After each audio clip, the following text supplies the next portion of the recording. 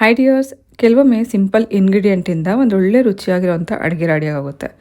ಯಾರಿಗೆಲ್ಲ ಸೊಪ್ಪು ಇಷ್ಟ ಆಗಲ್ಲ ಅಂತಾರಲ್ಲ, ಅಂಥವ್ರಿಗೆ ಈ ಥರ ಮಾಡಿ ಬಡಿಸಿ ತುಂಬ ಇಷ್ಟಪಟ್ಟು ತಿಂತಾರೆ. ಇದು ನಾವು ಮಾಡ್ತಿರೋದು ಪಾಲಕ್ ಸೊಪ್ಪಿಂದ. ಪಾಲಕ್ ಸೊಪ್ಪು ಸುಮಾರು 1 ಕಟ್ಟಷ್ಟು ತೊಗೊಂಡಿದ್ದೀನಿ. ತೊಳೆದು ಕಟ್ ಮಾಡಿ ಇಟ್ಕೊಳ್ಳೋಣ. ಹಾಗೆ ಒಂದು ಬಾಣಲಿನಲ್ಲಿ 1-2 ಸ್ಪೂನಷ್ಟು ಎಣ್ಣೆ ಹಾಕಿ ಬಿಸಿ ಆದ ಕೂಡಲೇ ಅರ್ಧ ಸ್ಪೂನಷ್ಟು ಜೀರಿಗೆ, 1 ಟೇಬಲ್ ಸ್ಪೂನಷ್ಟು ಕಡಲೆಬೇಳೆ, 1 ಟೇಬಲ್ ಸ್ಪೂನಷ್ಟು ಉದ್ದಿನಬೇಳೆ, 3-4 ಬ್ಯಾಡಗಿ ಮೆಣಸಿನ್ಕಾಯಿ ಹಾಕಿ ಸ್ವಲ್ಪ ಬೇಳೆ ಕೆಂಪಗಾಗೋವರೆಗೂ ಹುರ್ಕೋಬೇಕು. ನಂತರ ಇದಕ್ಕೆ 2 ಈರುಳ್ಳಿ ರಫ್ಲಿ ಕಟ್ ಮಾಡಿ ಹಾಕಿ ಫ್ರೈ ಮಾಡ್ಕೊಳ್ಳೋಣ. ಇದನ್ನು ನಾವು ಮತ್ತೆ ಗ್ರೈಂಡ್ ಮಾಡ್ಕೊಳ್ಳೋದ್ರಿಂದ ಸ್ವಲ್ಪ ರಫಾಗಿ ಇದನ್ನು ಕಟ್ ಮಾಡ್ಕೊಂಡಿದ್ದೀನಿ.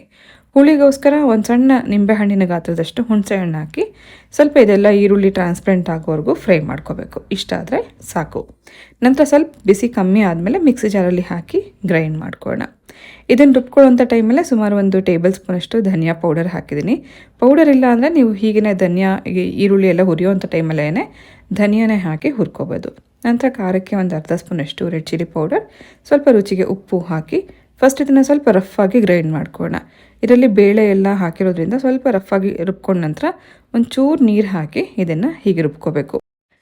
ಪೂರ್ತಿ ನೈಸಾಗಿ ರುಬ್ಕೋಬೇಕು ಅಂತೇನಿಲ್ಲ, ಸ್ವಲ್ಪ ರಫಾಗಿ ನೋಡಿ, ನಮಗೆ ಕಾಣಿಸುತ್ತೆ ಇಲ್ಲಿ ಸ್ವಲ್ಪ ತರಿತರಿಯಾಗಿದೆ. ಇಷ್ಟ ಆದರೆ ಸಾಕು.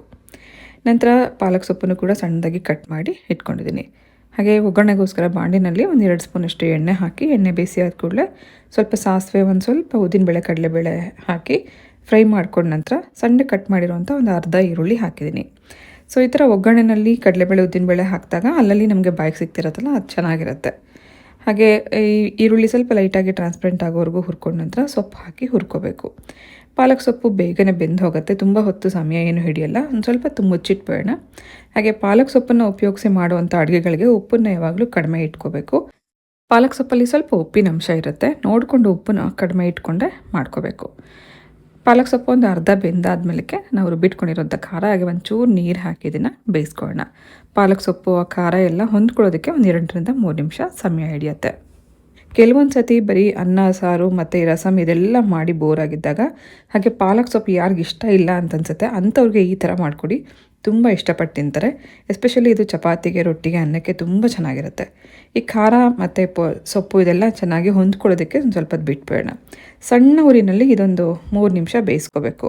ಮತ್ತು ನೀರೆಲ್ಲ ಏನೂ ಹಾಕೋದು ಬೇಡ. ಸೊಪ್ಪು ಕೂಡ ಸ್ವಲ್ಪ ನೀರು ಬಿಡುತ್ತೆ. ಹಾಗೆ ನಾವು ರುಬ್ಬಿಟ್ಕೊಡೋಂಥ ಖಾರದ ನೀರು ಕೂಡ 1-2 ಸ್ಪೂನಷ್ಟು ಇದಕ್ಕೆ ಹಾಕಿದ್ದೀವಲ್ಲ, ಇಷ್ಟ ಸಾಕಾಗುತ್ತೆ. ಇದೆಲ್ಲ ಹೊಂದ್ಕೊಂಡು ಬೇಯೋದಕ್ಕೆ 1-2-3 ನಿಮಿಷ ಆದರೆ ಆಯಿತು. ನೋಡಿ, ಇದಾಗಲೇ ಆಲ್ರೆಡಿ ಚೆನ್ನಾಗಿ ಬೆಂದಿದೆ. ಹಾಗೆ ಒಂದು ಒಳ್ಳೆ ಘಮನೂ ಬರ್ತಿರುತ್ತೆ. ಇಷ್ಟ ಆದರೆ ಸಾಕು. ಸೊ ಬಿಸಿ ಬಿಸಿ ಅನ್ನಕ್ಕೆ ತುಪ್ಪ ಹಾಕ್ಕೊಂಡು ತಿನ್ಬೋದು, ಚಪಾತಿಗೂ ನೀವು ಇದನ್ನು ಸರ್ವ್ ಮಾಡ್ಬೋದು. ಮಾಡಿ ಇಟ್ಕೊಂಡು 1-2 ದಿನ ಕೂಡ ಇಟ್ಕೊಂಡು ತಿನ್ಬೋದು, ಯಾವುದೇ ಕಾರಣಕ್ಕೂ ಹಾಳಾಗಲ್ಲ. ಸೊ ಇದಕ್ಕೊಂದು ಒಗ್ಗರಣೆ ಮಾಡ್ಕೋಬೋದು. ಮೇಲಿಂದ ತುಪ್ಪದ ಒಗ್ಗರಣೆ ಮಾಡ್ತಾಯಿದ್ದೀನಿ.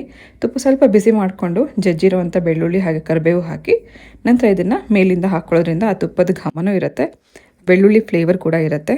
ತುಂಬ ರುಚಿಯಾಗಿರುವಂಥ ಪಾಲಕ್ ಪಚ್ಚಡಿ ಈ ರೀತಿ ರೆಡಿಯಾಗಿದೆ. ಖಂಡಿತ ಈ ರೆಸಿಪಿ ನೀವು ಟ್ರೈ ಮಾಡಿ, ಮಾಡಿದ ಮೇಲೆ ಹೇಗಿತ್ತು ಅಂತ ಅನ್ನೋದನ್ನ ಕಮೆಂಟ್ ಮಾಡಿ ತಿಳಿಸಿ. ಹಾಗೆ ನನ್ನ ಚಾನಲ್ ಅಮ್ಮನ ಅಡುಗೆ ಬೈ ಸುಜಿ ಚಾನಲ್ನ ಸಬ್ಸ್ಕ್ರೈಬ್ ಮಾಡ್ಕೊಂಡು ನೋಡಿ.